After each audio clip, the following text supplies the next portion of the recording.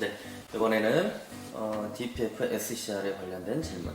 박민주 님께서 질문을 주셨습니다. 디젤 차량이 비싼 이유 중에 하나가 후처리 시스템의 장착으로 인한 비용 증가가 있는데 많은 분들의 의견과 같게 이것들을 전문가가 아닌 일반 소비자들이 관리를 할 수 있는 방법이 어떤 게 있을까요? 예를 들면 정속주행으로 인한 DPF 재생, 정품 요소수 보충 등 말고 그 외 소비자들이 꼭 알고 있어야 할 관리 방법을 알고 싶습니다. 제가 해야겠죠. 대략 난감한 질문이에요. 이게 참 저도 그 답변을 드리는 게 참 어렵습니다. 이게 뭐냐면 어떻게 아니 농담을 제가 하잖아요. 네, 먼저 하시죠. 이거죠. 뭐 체중을 줄이려면 어떻게 줄여야 되냐 이런 이야기를 하는 거랑 마찬가지라. 제가 한번 억지로 답변을 한번 해보겠습니다. 억지로 답변을 한다면 우리가 DPF, SCR, EGR을 어떻게 관리를 해야 하느냐. 그거는 결국은 내 차량의 알람 시그널이나 혹은 머플러에 묻어나오는 상태나 이런 거를 자주 체킹하는 방법밖에 없습니다. 그래서 문제가 되면은 이게 한꺼번에 크게 오염되거나 문제됐을 때 가면은 비용도 그만큼 엄청 더 들어갑니다. 뭔가 문제의 소지가 있겠다 싶으면은 빨리 정비소를 찾아가시는 게 원안이라고 생각합니다. 그 원인은 하도 여러 가지가 있어가지고 여기서 일일이 다 맞습니다. 설명드리기는 좀 네. 어려운 것 같아요. 경우의 수가 굉장히 많아요. 굉장히 많습니다. 네. 여기까지 억지로 답변을 해봤습니다. 네. 22번째 질문, 차량 관리에 관련된 질문입니다. 성준황 님께서 질문을 해주셨고 2007년식 보고 3 2.9입니다. DPF도 없고 터보도 없는데 노후 디젤 차량은 관리법이 궁금하고 이 차량들은 매연 관리 안 하면 엔진에 어떤 트러블이 생기는지 궁금합니다. 그 참 질문 내용이 또 대략 난감합니다. 또 딴 데로 가는 것 같아요. 그 무슨 얘기냐면 엔진에 문제가 있으니까 매연이 많이 쏟아져 나오는 거예요. 맞죠? 근데 엔진이 많이 쏟아져 나오는데 엔진에 문제가 없을까요? 이상한 질문 내용입니다, 사실은. 네, 그래도 무슨 내용인지는 알겠습니다. 일단 매연 관리를 안 한 데에서 엔진이 멈추거나 뭐 그런 일은 없겠죠. 근데 일단 과다한 매연이 나온다는 거는 엔진에 분명히 아까 설명드렸듯이 인젝션 노즐이라든가 뭐 이 피스톤, 볼 여러 부분 이런 부분들에 문제가 있다라는 얘기거든요. 그래서 향후에는 정부에서도 이런 노후 경유차에 대해서는 조기 폐차나 아니면 매연 저감 장치 장착을 국가 보조금 사업을 통해서 하고 있고요. 매연을 너무 많이 배출하는 그런 노후 경유 차량에 대해서는 향후 운행 제한을 할 계획이 있습니다. 그리고 그 법을 앞으로 더 강화할 예정이기 때문에 항상 엔진 관리를 하시고 정부에서 지금 하고 있는 이 리트로피 사업이라고 하는데 노후 경유차에 대한 리트로피 사업의 일환으로 참여하셔서 후처리 장치를 장착하시는 게 바람직하다고 생각합니다. 그리고 봉주루님께서 질문을 주셨어요. 디젤 엔진이 요즘 혹독하게 외면받는 시대인데 반면에 계속 개발과 출시를 이어가는 회사들이 꽤나 있습니다. SCR, DPF 조합 디젤의 경우 질소 산화물도 업체가 상당히 잘 되어 있는 상황인데 과연 디젤 엔진의 미래는 어떻게 될지 전문가님들의 견해가 궁금합니다. 물론 이제 경유차도 후처리 장치만 정상 작동된다면 환경적으로 전혀 문제가 되지 않습니다. 오죽하면은 다른 엔진에 비해서 클린 디젤이라는 표현까지 사용을 했으니까요. 근데 디젤 엔진은 기본적으로 출력이 워낙 높다 보니까 화물차나 건설기계 등 힘을 써야 하는 차량에는 필수적입니다. 다른 엔진 기관들이 연료 효율이나 출력 면에서 도저히 상대가 되지 않습니다. 그래서 절대 죽을 수 없는 엔진이고요. 획기적인 기술이 없다면 디젤 엔진 차량은 향후 미래에도 존속할 수밖에 없다고 생각합니다. SCR DF 조합에 대해서 이제 앞으로 미래가 어떻게 될 거냐 이렇게 물어보시는데요. 이게 환경적인 면에서 이게 국가적인 헤게모니가 좀 걸려져 있어요. 아시다시피 이런 유로 1, 2, 3, 4, 5, 6로 이렇게 나가는 유료 규격에 같은 환경 규격 같은 경우에 독일 자동차 협회를 통해서 유럽 연합이 주도를 하고 있고요. 그 다음에 DEF라고 하는 북미에서는 미국이 주도를 하고 있어요. 상대적으로 그 떨어지는 게 아시아 국가들인데 아시아 국가들이나 후진국들은 이걸 규격을 따라갈 수밖에 없어요. 그 선진국의 규격을 기후 변화 협약에 의해 가지고 질소 산화물을 줄이는데 미래에 그 더 줄여야 하는 질소 산화물을 더 효과적으로 줄일 수 있는 장치예요. 그런데도 불구하고 그 선진국이 주도하는 그 헤게모니를 깨기 싫어하기 때문에 아무래도 이 유레아 SCR하고 DPF 조합은 디젤 차에 지속적으로 장착될 예정입니다. 그 다음에 전 세계 이제 리서치 기관에서도 지속적으로 이제 뭐 자료가 있습니다만 벌써 2025년, 2028년까지 벌써 이런 그 차량에 장착되는 비율로 요소수 사용량을 벌써 조사하고 있을 정도니까요. 그래서 저희가 이제 아시다시피 환경적으로 굉장히 이런 후진국이다 보니까 거기를 벗어나기는 좀 어렵다. 그 미래에도 SCR, DPF 조합은 그 쟤네들이 우리를 상대로 장사를 계속할 것이다. 이렇게 알고 계시면 좋을 것 같습니다. 너무 좀 우울한가요? 네, 감사합니다. 자, 마지막 질문이에요. 어느덧 벌써 마지막 질문이 됐는데 전병주님께서 질문을 주신 내용입니다. 디젤 엔진 배기가스 후처리 장치 유로6 이후의 대처는 어떻게 하게 될까요? 가장 이 디젤의 어떤 배기가스 규제 관련해서 가장 앞장서서 이끌고 있는 곳은 역시 유럽입니다. 그럼에도 불구하고 유럽에서도 유로6 이후에 대해서는 전문가들끼리도 의견이 상당히 분분합니다. 왜? 아까도 말씀드렸듯이 아주 미량의 낙스를 줄이기 위해서 CO2 규제도 점차 강화하고 낙스도 강화를 하는, 이건 빠져나갈 구멍이 없는 거거든요. 그렇다고 디젤 엔진을 죽일 수도 없는 거고요. 그런 부분들 때문에 아직 완벽한 결론이 도출된 것은 아닌 걸로 알고 있습니다. 근데 최근 유럽에 하나둘 생겨나는 움직임이 뭐냐면, 아까도 말씀드린 대로 높은 출력을 요구하는 화물차나 건설기계 등을 제외한 이제 아주 높은 출력이 필요치 않은 승용, 패신저카나 SUV는 이제 디젤 엔진을 금지시키려고 하는 움직임들이 많습니다.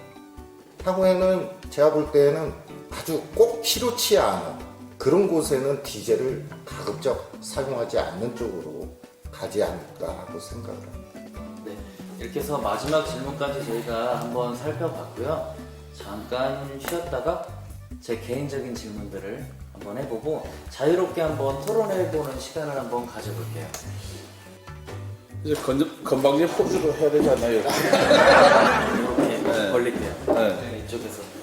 아까는 질문하고 문답하는데 얼굴이 사실 안 보여서 조금 그랬어요. 이 카메라에 지금 저기 돼서. 자, 요번 질문은 제가 개인적으로 한번 드리고 싶은 질문이에요. 요소수가 연비에 상관관계가 있나요? 네, 있습니다. 이제 크게 이제 두 가지, 세 가지 정도로 나눌 수 있는데, 먼저 이제 근본적으로 아까도 이야기하는 적층 현상, 요소수가 분해가 안 되고 쌓이는 현상. 그 쌓이는 현상이 생기면 배기관에 결국 쌓이게 되면 배압은 높아지다 보면 출력은 떨어지고 연비는 저하하는 현상이 생기고요. 첫 번째. 그리고 두 번째, 같이 분해가 돼도 우리가 이제 산에서 라면 끓일 때와 지상에서 물을 끓일 때가 다르다 이렇게 보시잖아요. 그러니까 산에서 끓이면 끓는 점이 낮아져가지고 잘 끓죠. 네. 그 낮은 지역에 끓이면 그보다 1, 2도 더 높은 온도에서 끓는 것처럼 요소수도 낮은 온도에서 빨리 분해가 되면 어떻게 될까요? 그럼 팽창압이 커지게 되겠죠. 팽창압이 커지다 그러면 배기가스의 압력이 바깥쪽으로 굉장히 빠르게 작용을 하다 보니까 출력을 높여주는 효과를 가지고 있거든요. 그러다 보니까 연비에 큰 영향을 가진다 이렇게 보시면 됩니다. 저희가 이제 테스트를 해보면 25톤 화물 트럭, 그러니까 전기 구간을 다니는 셔틀 트럭 같은 경우에는 요소수로 인해 최대 8에서 10%까지 차이가 나는 것까지 발견을 한 적이 있습니다. 그래서 특히 저부하 구간이라고 해서 이렇게 다니는 차 같은 경우에는 연비 차이는 그렇게 많이 발생은 하지 않지만 이렇게 고부하 구간을 다니는 효율적으로 분해되는 구간을 다니는 차량이 같은 경우에는 연비 차이가 굉장히 많이 납니다. 그래서 요소수 선택만으로도 연비를 최대 10%, 적게는 한 3, 4%. 근데 차량의 이제 노후화도를 봤을 때는 한 3, 4% 정도의 연비 효율성을 가질 수 있다. 요소수만 잘 선택해도. 그러면 예. 네, 제가 예. 한 달 정도의 어떤 네. 시험 결과표를 보니까 진짜 요소수만 가지고도 DPF 재생 사이클이 바뀌더라고요. 네. 어떤 요소수를 사용을 했을 때는 DPF 재생률이 빈도가 네. 빠른 반면에 네. 어떤 요소수를 사용을 했을 때는 그 이렇게 쭉 재생 사이클이 좀 길어지는 거를 제가 한번 결과를 본 적이 있어서 네. 개인적으로 궁금해서 이 내용을 한번 질문을 드려봤습니다. 예. 아까 이 대표님 아까 뭐라고 하실? 그냥 우스갯소리로 네. 그 팽창에서 좀 연비가 고속에서 더 좋아진다 하시길래 방구대장 뿡뿡이가 생겼어요. 포인트가 참 이런 거는 이제 전기압 같은 경우 이런 이론들이나 계산 방식도 있는데 굳이 그런 걸 여기서 이야기하면 네. 보시는 분들이 또 저것들이 좀 잘난 척하냐 근데 그 이야기는 생략하 들어가겠습니다. 이미 내용이 벌써 너무 이미 딱딱할 만큼 많이 딱딱한 것 같아요. 좀 많이 어려운 내용들이 많이 있어서 네. 그래도 도움 되시는 분들이 생각보다 되게 많을 거라고 생각합니다. 특히 이제 이런 SCR이나 여기 이해수 대표님이 이제 제작해오던 이런 기술들은 거의 저희 기술이 없어요. 해외가 선진화된 기술을 받아서 가지고 오다 보니까 명칭 또한 한글화된 명칭도 그렇게 많지가 않아요.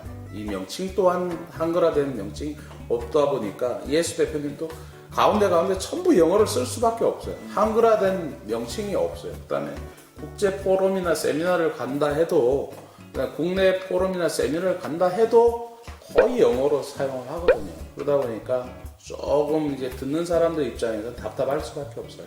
그거는 나중에 저희가 우리 여기 이승현 대표님한테 자료를 나중에 한번 첨부해서 드리도록 하겠습니다. 네, 알겠습니다. 그리고 또 개인적으로 궁금하기도 하고 앞으로 이 문제점들을 어떻게 헤쳐나가야 될지 사실 좀 이거는 저희가 뭐라고 말씀드리기는 좀 어려운 국가적인 문제일 거라고 생각을 하는데요. 노후 디젤 차에 관련된 내용들을 같이 한번 토론을 해보고 싶어요. 지금 노후 디젤 차가 폐차 아니면 DPF, 부차, 보조금 받고서는 유도를 하고 있는데 이거에 대해서 어떻게 생각들을 하시는지 한번. 실질적으로 그 효과 면에서는 그 어느 정부 사업보다도 굉장히 효과적이라고 생각을 합니다. 기본적으로 너무 오래된 한 10몇 년 된 노후화된 경유 차량인 경우에는 조기 폐차 쪽으로 가는 게 가장 바람직하겠고요. 한 10년 이런 정도 언저리에 이제 있는 좀 노후화된 차량인 경우에는 예를 들어 10년 전이면은 유로 3 차량 혹은 유로 4 차량인데 이런 차량들이 DPF를 장착한다든가 SCR 시스템을 장착함으로 해가지고 유로 5나 유로 6급의 배출가스를 배출한다면 이건 환경적으로 굉장히 도움이 되는 일이죠. 단지 이제 후처리 장치가 워낙 고가다 보니까 이거는 민간이 전량 돈을 대서 할 수 없는 일입니다. 그래서 정부에서는 아마 한 5에서 10% 정도의 자기 부담금만 내면은 그 장치를 장착할 수 있게끔 정부 보조금을 지원하고 있습니다.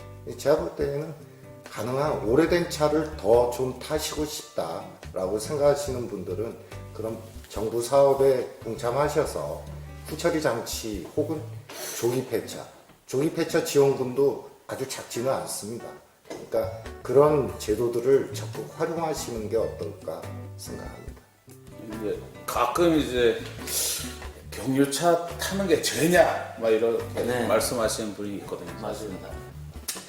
이거는 인문학적으로 좀 접근도 해야 되고요. 그다음에 인류의 지속 가능한 생존의 범위로 이제 접근을 하는 겁니다. 이게 녹수를 줄이기 위해서 벌써 인류는 1900 벌써 한 60년대, 70년대 들어가면서 이 산성비의 원인이 녹수, 이런 녹수다라고 정해졌고, 그다음에 이 녹수로 인해서 폐암 발병이나 폐렴 이렇게 해서 인류가 그로 인해 사망자 숫자라든가 질병을 앓는 비율이 굉장히 높아졌어요. 그러다 보니까 이 경유차를 이용해서 수익을 낸 사람 따로 있고 병 걸린 사람이 따로 있을 수는 없잖아요. 그러다 보니까 인류의 지속 가능한 생존을 위해서 전 인류가 녹수를 제거하기 위해서 지금 그 SCR 장치나 그다음에 파티큘러메타를 잡기 위한 DPF를 설치하는 거거든요. 그래서 이 경유차를 가지신 분은 인류가 우리가 공동 번영을 위해서 자기가 수익을 내는 사람이 부담을 하고 당연히 거기에 동참을 해야 된다는 그 양심, 그다음 도덕적인 마인드를 가져야 됩니다.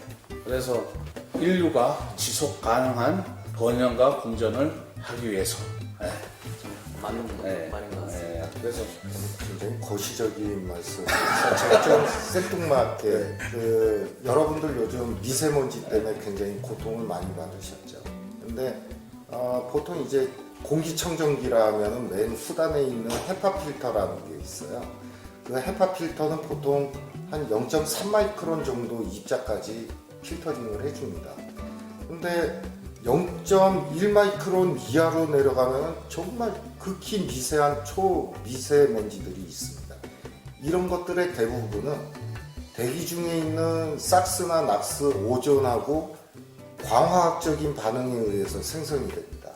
옛날 수십 년 전에 런던에 있었던 런던 스모그가 영국이 산업이 엄청나게 발전하면서 이제 삭스나 낙스 배출량이 굉장히 컸던 거죠. 지금 우리나라도 똑같은 문제에 봉착하고 있는 거죠.